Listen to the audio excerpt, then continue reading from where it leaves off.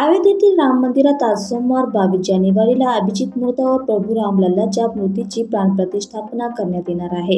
आजचा दिवस एक ऐतिहासिक दिवस आहे। यामुळे संपूर्ण देशात आनंदाचे वातावरण आहे। आज दुपारी हा सोहळा पार पडणार आहे। या सोहळ्याच्या निमित्ताने देशाचे पंतप्रधान नरेंद्र मोदी आणि इतर मान्यवरांची उपस्थिती असेल। राम मंदिर हे पूर्णपणे भक्तांनी जी देणगी दिली त्या देणगीमधून उभारण्यात आलं आहे। राम मंदिरासाठी सरकारकडून कोणताही खर्च करण्यात आलेला नाही। राम मंदिरासाठी अनेक जणांनी मोठी मदत केली।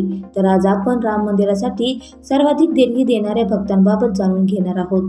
सुरतच्या व्यवसायाने हिरे व्यापारी असलेले लाखी परिवाराकडून राम मंदिरासाठी तब्बल 101 किलो सोनं अर्पण करण्यात आलं आहे। दिलीप कुमार व्ही लाखी यांनी राम मंदिरासाठी तब्बल 101 किलो सोनं दान केलं आहे। हे राम मंदिर ट्रस्टला आतापर्यंत मिळालेले सर्वात मोठं दान आहे। सध्या मार्केटमध्ये सोन्याची किंमत 68,000 रुपये प्रतितोळा इतकी आहे। यानुसार हिशोब केल्यास लाखी परिवाराकडून राम मंदिरासाठी तब्बल 68 कोटी रुपयांचं दान करण्यात आलं आहे। हे आतापर्यंत राम मंदिरासाठी आलेले सर्वात मोठे दान आहे।